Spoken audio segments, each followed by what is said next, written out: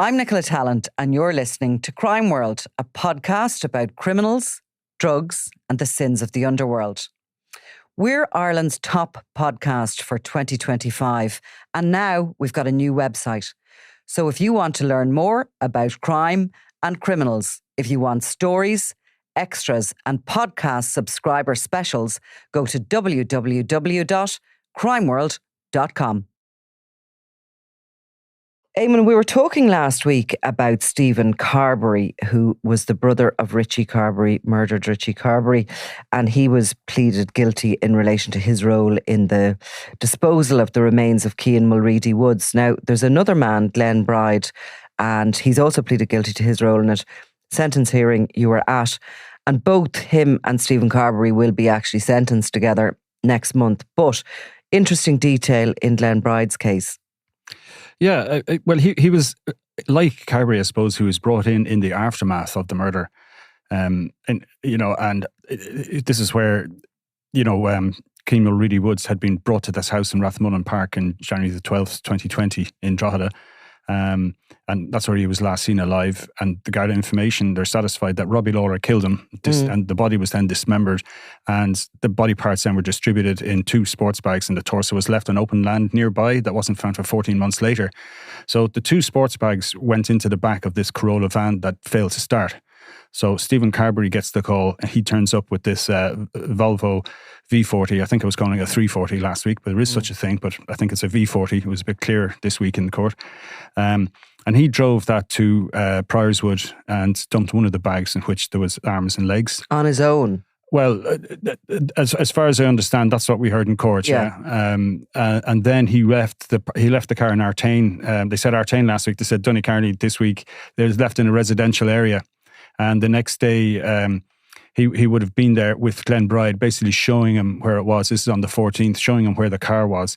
And then after midnight that night, so in the early hours of January the 15th, the Wednesday, I think it happened on the Sunday, so we're now onto the Wednesday, this car is then driven to Trinity Terrace in North Inner City in Ballybock, which is where Glen Bride was originally from. The car was set alight. The fire brigade were called. So they put the fire out and then discovered the human remains in the back, which was a head and feet. So it was pretty grotesque stuff. And then the guards were alerted. And so again, there was a huge investigation into this. So all of this was very much backed up with mobile phone evidence and CCT evidence. So that's the kind of the narrative that the Detective Sergeant Endo Sullivan gave evidence of that in both yesterday and the previous week in terms of Carberry, about the timeline and how it happened. And that's how they put it together. So usually on any sort of operation regarding gangland, be it with a body or a shooting or anything, the cars that are used will be burnt out immediately, usually forensically, a skill that may have been they may have picked up from the old days of the IRA and the terrorists or whatever. The Irish gangs, even on the continent, are well known for being able to completely and utterly destroy a vehicle and any evidence that might be in it. So Carberry dumps the bag in the estate in Coolock, which of course is the heartland of the territory of Mr. Big, who basically would later be the chief suspect in the organising of the murder of Robbie Lawlor in the aftermath of this murder. But he dumps the legs and the arms in this sports bag, and he drives the car to Artane. Now, clearly those human remains are in that car overnight, and they're not going to burn it out there because it's a residential street. The car might be put out quicker, and also there's obviously a bit of panic with this.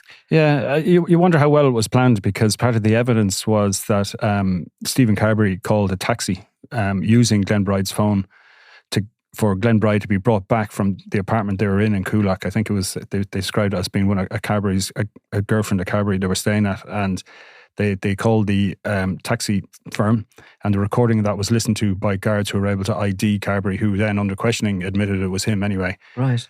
So so you had Glen Bride then got a taxi back to Donecarney and then drove the car into Trinity Terrace, where it seems like people were alerted to it fairly quickly, even though it is described as being kind of it's a laneway essentially, and it isn't. It's a quiet spot. Like, he is a local. He's originally from Ballybuck, so he knew where he was going, like to try and, a decent place to get rid of the car. But obviously it was still ablaze when the fire brigade got there. So it would have helped, I suppose, the Garda investigation that, it wasn't completely destroyed. And obviously they were quickly, it was quickly realised was human remains, and it probably wouldn't have taken too much brain power to figure out this is part of the whole Mulready-Woods situation. They're not the original plan, you think, then, from this, to get rid of the remains. Is there a plan to get rid of the remains in the first place, apart from this car breaking down? Well, that's yeah. Well, the fact that I suppose, I mean, you had Paul Crosby and Gerard Cruz who brought Mulready-Woods to the house, so they were obviously under orders to do so. And to remind ourselves, I think Crosby met him at a shop down in it's in Ballsgrove, I think it's called, and it's a centre shop that was there. And he was quite friendly with him, and he met him, and Keane Mulready-Woods willingly got into the and there was phone contact before that, and I was within minutes then. Mulready-Woods was down in the area with these older guys, and Cruz then drove the car to Rathmullen Park and to the back of it, a laneway at the back, and the two men didn't go in, and that was the last that was seen of Keane Mulready-Woods. Right. Shortly after that, they believe he was killed inside the house on his own with Robbie Lawlor. Well, we don't know who else was in there, if anyone, but there's certainly no evidence being given that there was anyone else. I mean, they've been very clear, like the likes of Stephen Carberry and Glen Bride, that they had no hand or act or part in the actual murder. It was interesting, though, in that Glen Bride was, in a way, he was brought in a little bit sooner into the aftermath than Stephen Carberry. Was he, yeah? In that he was... when Robbie Lawlor left Drogheda, it was Glen Bride and another man who drove from Dublin to collect him and brought him back. And so that's on the Sunday. So he's already involved in the aftermath. I mean, he wouldn't necessarily have known what Robbie Lawlor's after doing. Okay. So, but Keane Mulready-Woods is dead at this point. His remains are in that house. Yeah, at that stage. And Robbie Lawlor looks for a lift to Dublin. And and this is kind of mentioned in it, that Robbie Lawlor was actually given direct orders to Glen Bride. And that was very much, that was supposed to be put, I suppose, as an aspect of his mitigation, that he was more or less doing what he was told from his very dangerous and volatile gangland character, Robbie Lawlor, who everybody knew was a very, very dangerous person. So, and as well as that, then, surprisingly enough, there was a familial link as well through Glen Bride's father to the Carberrys. So again, and as we know, Robbie Lawlor was married to, one of the Carberry's sisters. So he was actually, his sister was married to Richie Carberry. Oh, was that okay? Robbie Lawlor's sister was married to Richie Carberry. He was his brother-in-law. Yeah. So there is that kind of family link. So Glen Bride has a family link there as well through his father to the Carberrys. This again was what was mentioned in court. But surprisingly enough, the Volvo, the V40 that was kind of drafted in at the last minute, that had been stolen the previous December from a residence in Sandymount in Dublin. And it was seen then at two drive-offs, where people pull into a filling station and fill up with petrol and drive off without paying. And Glen Bride was actually subsequently prosecuted for that, I think, at district court level, and got a 10-month sentence. That was, again, heard yesterday. So he's actually using this stolen car, or has access to it. So he's connected to the car. And Stephen Carberry, of course, has an address in Sandymount. Yeah, and that was, there's an apartment there given as his address. That's where he's arrested in May 2021. Bride was arrested around the same time. He was in prison at the time. He was on remand for an unrelated matter, as they said. He had 86 previous convictions, 40-something of them were for road traffic. But he did have, he'd one for robbery with and a firearms kind of conviction as well. I'm not sure whether it was a real gun or a replica or whatever. And he got a 3-year sentence for that. So he's done a bit of time. Incredibly stupid thing to do, to go into a garage in a stolen car and rip off the petrol or the diesel. Look, garage forecourts are covered in cameras. You're pretty much going to get caught for that. And clearly in the December or whenever he does this, he hasn't a clue at that point that this car is ultimately going to be used in such a much more serious crime later on in the January. Yeah, I think generally if you do a drive-off, they're not going to spend too much time, trying to figure out who you are for basically a shoplifting offence, albeit as a pretty nasty one for anyone trying to run a business. It's not great. And I'm sure it depends on what level of resources the guards have in a particular area at a particular time. But in this case, when you have a car that's been used in one of the most grotesque gangland murders in Ireland, obviously everything is going to be looked for. So it probably wasn't, in hindsight, it wasn't a good idea to use that particular car, seeing you should already left a bit of criminal history with it. It's all pointing to a kind of a slight Reservoir Dog situation, that this murder goes off, perhaps, while the others are involved in it. They mightn't realise what is going to happen to Keane Mulready-Woods.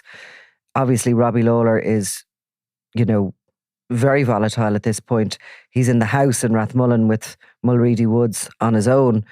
We know that Mulready-Woods is killed, and then he's dismembered. And we have been told in court that Robbie Lawlor was the killer and did that. Yeah, and there was some detail, about the forensics and how they identified, through DNA of Mulready-Woods, but they also said that there was no way of finding out the cause of death. And they did mention that there was 2 different implements used in the dismemberment, which happened post-mortem, after he was killed. And it's horrific stuff to hear in court. Can you consider that Ms. Mulready was sitting in court again for the second week in a row, listening to the same evidence again? A better child. And I know we talked about it before, about, school kids coming in, transition year kids, whatever. And there was a group of schoolgirls in there. And it was brought up in court saying that this mightn't be suitable for young people. And then the Garda Sergeant, who kind of normally controls entry into the Special Criminal Court, he kind of said it to them then in plain English. Like, he says, girls, if anything you hear here now is upsetting you, you're free to walk out. You can just walk out. Right. So we got to the point where the bag had been dumped in Priors with the arms and legs, and then when they got to about the head and the feet in the boot of the car, they left. Right. And it's a little reminder for the likes of us, we're sitting in court and you get hardened to this, and it's a little reminder that this stuff does hit home, it's beyond gruesome. And it's not Hollywood, it's not Netflix, we're not watching a script. This is something that actually happened to a kid probably the same age as these girls that have been brought into court. I'd say their teacher wasn't thinking that wasn't such a great idea. At the end of the day, they're a bit unlucky. Special Criminal Court, it can be, the transition year kids, it can be a very boring legal argument going on. That again. Yeah, but whether or not the surety should be accepted for a bail or something like that, which is fine. They'll see the back and forth between judges and all the rest. But hearing kind of gruesome evidence like that, I think probably mightn't have been part of the lesson plan that day. But it's all pointing to, when I'm talking about the Reservoir Dog situation, it's all pointing to Robbie Lawlor carries out this gruesome murder and dismemberment, and he gets back to Dublin and he leaves this mess behind that these, Stephen Carberry last week blamed Robbie Lawlor on his brother's death. Robbie Lawlor was obviously an associate of his at one point, and it was quite an extraordinary thing for him to say, albeit Lawlor is now dead. But it's like pointing to the fact that these guys are left to try and work out what to do with the stuff. And nobody's saying no to him. Now, the first bag was definitely left within the Coolock area under the orders. That was part of Lawlor's plan, because he wanted to send a message to the big organisation.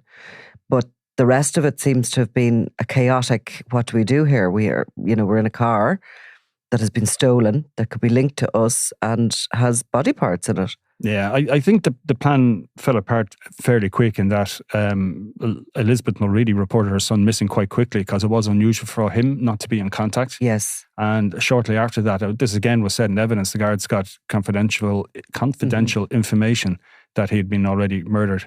So, yes. Within hours. Fact, Christy Mangan, who was the chief in the area at the time, told us here that they were tipped off very quickly that Keane Mulready-Woods was actually dead. So they clearly had some intelligence within that gang that, there was word was going around that this had happened. Yeah, and that would have certainly added to the panic. I mean, you do wonder, that car was parked up in Donecarney for, 24 hours thereabouts, if not a bit longer, with a head and feet in it. Yeah. There must have been some real fear, about what are we going to do with this? And then on the other end, possibly Robbie Lawlor screaming down the phone, get this done, get that done. It's an unenviable position to be in. I mean, to some extent. And the torso was discovered many months later, but has any evidence been heard in relation to when it was dumped? Was it at the same time? No, there was nothing heard. Presumably it was dumped because it was very close to the murder scene, that it was dumped pretty much around that time, or it might have been moved, at a different stage, but there was no evidence of it being put into the Corolla that was originally bought for the purpose of distributing the body parts. Yeah. And there was no mention of it, being put into the Volvo and then taken out or anything like that. And, it was obviously decomposed. Like you said, it was 14 months. I mean, the poor kid was buried, that section was missing. And then that was, he was cremated. The torso was cremated then afterwards. It's like, so, I mean, you can imagine, you can imagine, because both Barry Woods, his father, and Elizabeth Mulready have said so, that the idea of their son's body being scattered to different parts of the country haunts them on a daily basis. And again, one of the things that we heard yesterday was her victim impact statement was read out again. So this is literally a week to the day. We're hearing the same words, and it doesn't lose their power or how moving they are. I think the presiding judge, Karen O'Connor, referred to that. She referred to them both as poignant and powerful, as far as I remember. And she was very much making a point that, okay, we've heard this already, but I'm glad we're hearing it again because it's very important. And of course, Mrs. Mulready, then she actually does finish off saying, look, I want you to take into account that kind of the pain that still exists, the trauma that lives inside her, as she put it, that is still there to this day, and that they keep that in mind when they're handing down the sentence, which, as we know now, is a maximum of 10 years that they can possibly get. So who is Glen Bride? Do we know much about him, and what age is he? He's 32. He's a father of two. There was a bit of I suppose background, but again it was this. He had a normal childhood in Ballybock, but then when he hit his teens, fell in with an older crowd involved in criminality, and also started using or abusing drugs and alcohol, and that it gradually progressed to kind of worse drugs. And like one of the things that his counsel, Michael Horrigan, said was that, I've been instructed by my client to express his apologies for what happened. And he said that kind of twice. It was a basic enough apology.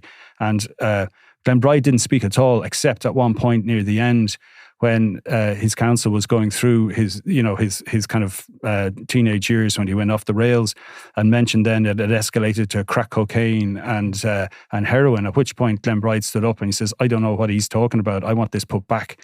And there was a bit of kind of confusion, I think, between the solicitor and the counsel. Not confusion, but they were just trying to get a handle on what was going on here. So the judge says, look, would it be helpful to rise for a minute? And she reminded him that, don't forget, Mrs. Mulready is in the courtroom, so this better not take long.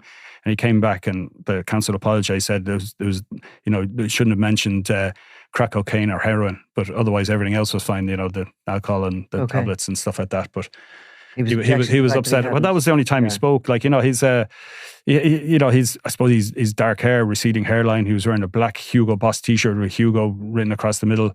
But that was the only time he spoke. Like, he was never delighted with that. Yeah, well, it said Hugo as opposed to Boss, but he was. That was the only time, really. I mean, he didn't really show much, he wasn't really showing much emotion, but he was animated by that. And there were people connected to him in court, who were just giving support, I suppose. What was, to remind us, what last week, Stephen Carberry, he had previous convictions and... his main one, that was, he got, I think, 7 years for 1.5 million stash of... drugs of some sort. Drugs, but he doesn't have the level of convictions that Bride has, 83 plus usually. Yeah. When you see somebody with those level of convictions, they're usually are in addiction, are slightly chaotic criminals. Yeah, or in his case, I mean, half of them, or slightly over half, were road traffic. So I mean, it's I'm not going to say that can happen. But I mean, but that means you're constantly driving without any recourse to licenses or stuff like that. But I mean, it's an unexpected insight, really, into the what exactly happened, isn't it?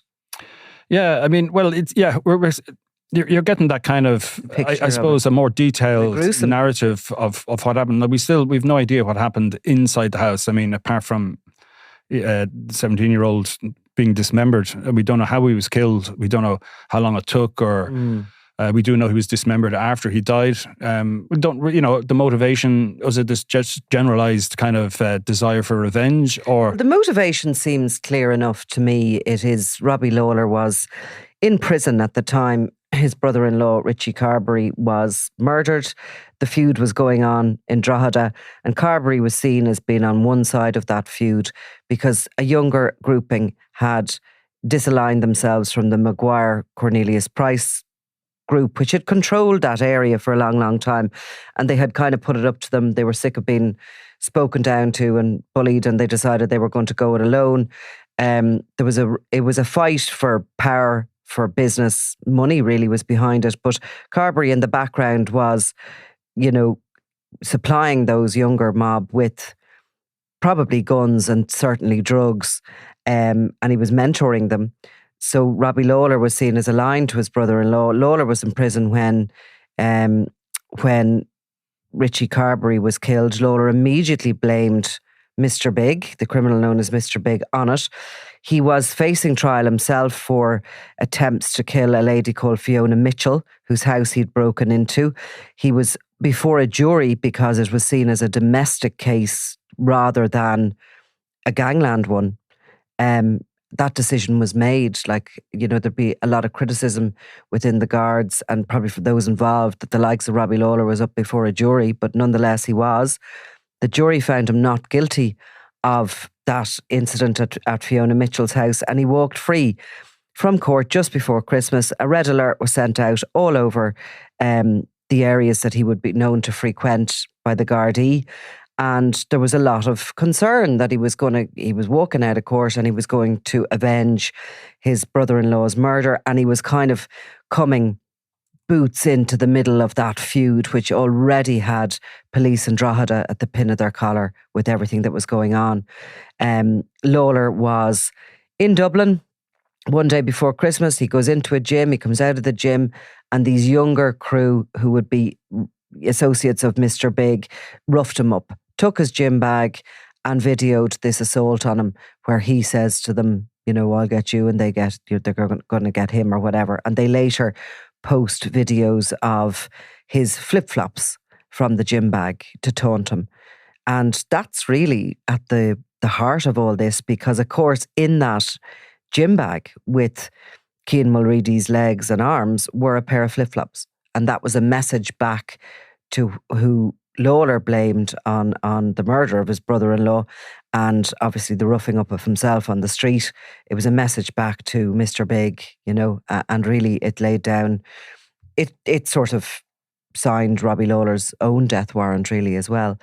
But it's really it's always been hard to believe that this happened in the real world.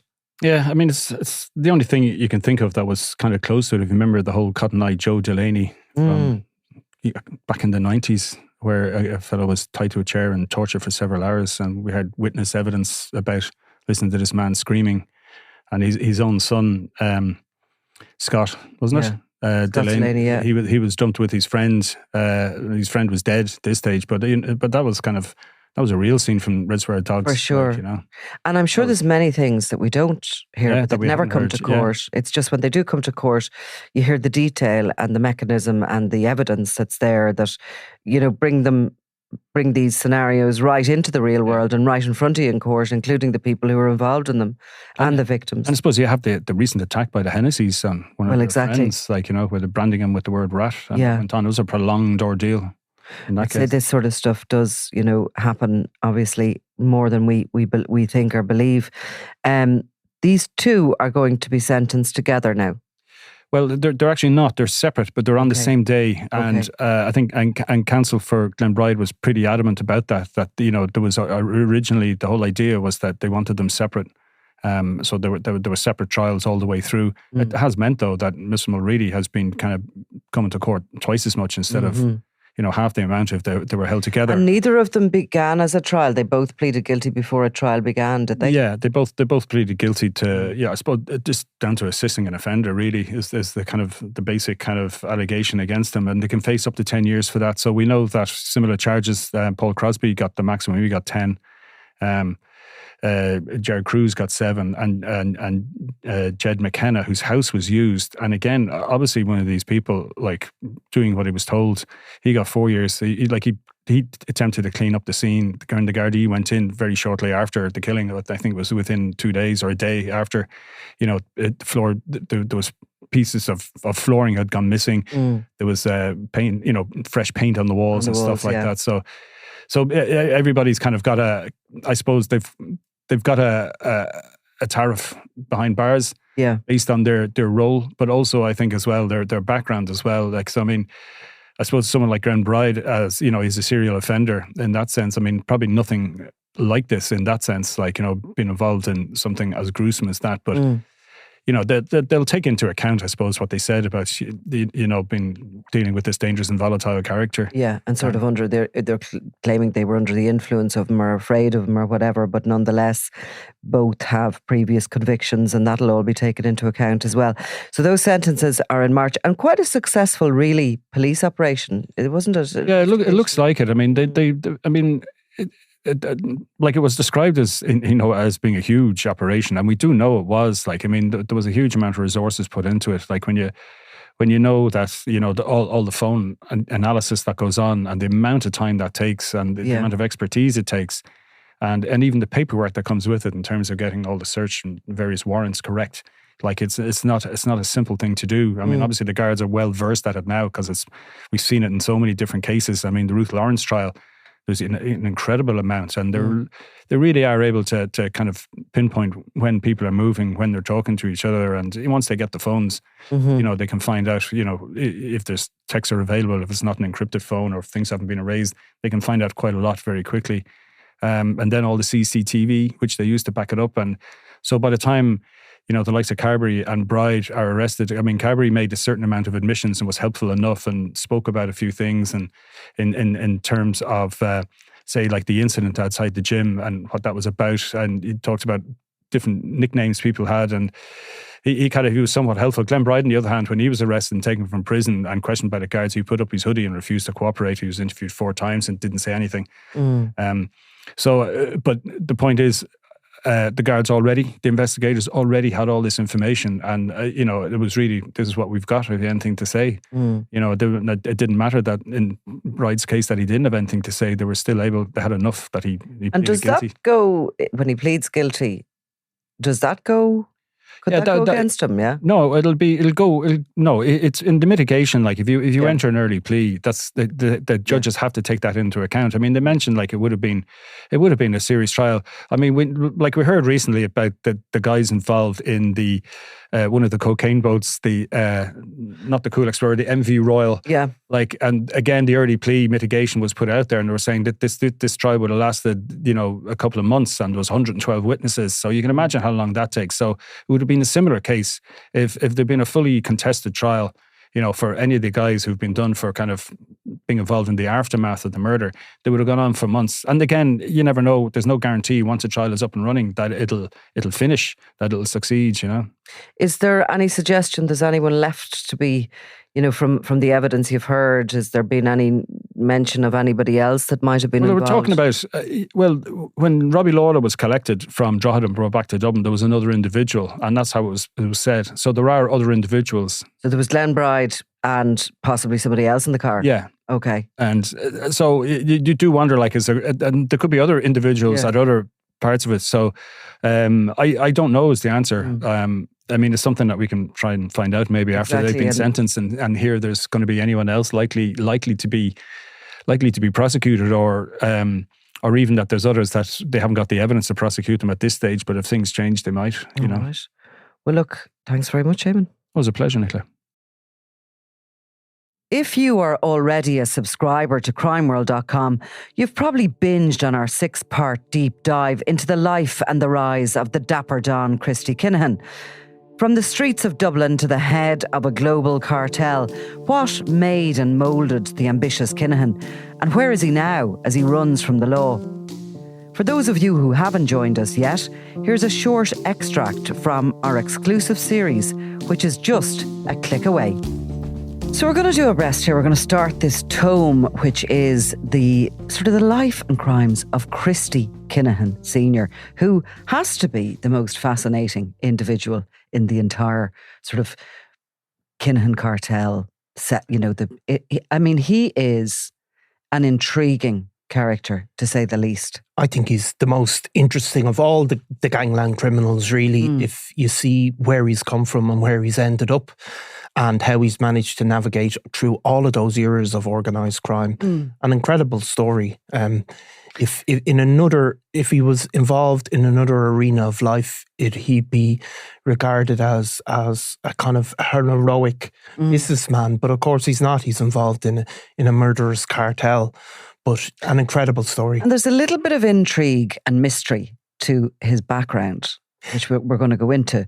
Some of it is clear, and other bits, the stories that go around the mix, and you can never, like, for example, you know, some people would say he was a heroin addict. I know he did tell the courts at one point that he did that, but he did it for a reason. And the reason was he wanted a free education. Yeah, no, I mean, it's very interesting, the heroin addict, and maybe we'll come back to that. We'll come back to it, because that is something that, you know, certainly some people close to him say that was never the case. Yeah. And those who are sort of, I suppose, become his enemies in more recent times would definitely say that, like it's a stick to beat him. Exactly. Yeah. But there's other little bits that are unusual. We'll start and we'll go through as much as we know factually, and then we'll also discuss the rumours. So he's born in 1957. He's 6 years older than Jerry the Monk Hutch, which just gives him a little bit of a, we can see where he is. He's what I would always say was into the bosom of a respectable middle-class family. Now, some intrigue comes with this. His father, to my understanding, was a taxi driver who worked the Gresham rank on Stephen's Green. And that would have been a good job. That would have been a good job, a well-earning job. Certainly taxis, back in the day when taxis were protected. His father was also at some point registered, or went, I think, on as a dairy farm manager, and also people would say he was involved in kind of street trading, not, as a lot of people in Dublin would have been over the years, involved in some stalls and selling in that sort of arena. So Christy Kinahan is raised in Cabra, but his birth cert says that he was born in England, in a place called Perryvale, near Ealing, I think, in London. So this is the late 1950s, when at that time in Irish history, we were, there was high unemployment. A huge number of people left Ireland to go to England at times to get work. Many of them returned, but that would have been one of the big points of emigration, where young couples got married and went over there. Certainly Christy Kinahan wasn't raised in England, but he certainly does seem to have lived there at times. He's had connections to Birmingham and that sort of area, maybe all his life. So he's described, I suppose, as a middle class, having a middle class upbringing. Well, I suppose the first house that we can look upon that we know he was in as a child, and he was the only boy in a family of three girls, Denise, Maria and Sally Ann. The mother appears to run a B&B from what is a generous Edwardian house. Do you know the name of the road? Charleville Road. Charleville Road. So, I mean, yeah, I know it well. I mean, I would have grown up very close to there. I mean, those houses are worth a huge amount of money. Now, like a lot of houses in that area, for example, those big houses on the North Circular Road, which aren't far away, there probably would have been times where you would have picked them up at a bargain price, but it would be at, very, very far away from some of the figures we've discussed. For example, the grinding poverty in which Jerry Hutch would have been born into. Certainly Christy Kinahan would have been raised in something that's now worth a huge amount of money, that home. And it's would they have always been a middle class sort of a home? We're using that term very loosely here. I that's part of East Cabra. Yeah. Right now, if you walk through East Cabra now, you can't. There's organic coffee shops and all of that sort of stuff, and houses being sold for routinely close to $500,000.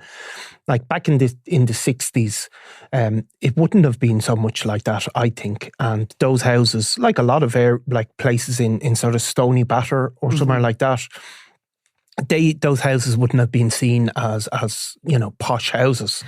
Would a taxi driver's wage have bought that house? Well, it would have. It would have. I mean, it would be far, far bigger than most houses in that area, and would have cost a lot of money. But I suppose it's a different context, and Cabra would have been different then. Christy Kinahan would have been growing up in the 60s, early 70s when he's a teenager, and Cabra at that stage would have been a lot kind of wilder, I suppose. Like a lot of areas, there was a lot of homes built at one stage, and young people grew up, and it certainly would be a far more settled area, just like places like Crumlin and Drimnagh have become far more settled as the time has gone on. So he would have been brought up in an area that I wouldn't describe as being a sort of upper middle class area. He would have been grown up in a working class area, in a big house in a working class area, really. And it's the big house. Yeah. It's an impressive looking house. It always would have been.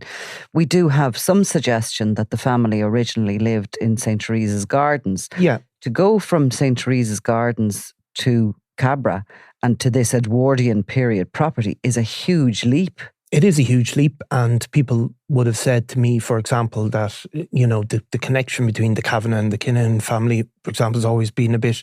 Bomber Kavanagh's parents. Bomber Kavanagh's parents would have known Christy Kinahan's dad. They would have been friendly. All those people have no involvement in crime. There's no suggestion of that, but that it would have been, I suppose, maybe not as straightforward as this is he's a middle class guy.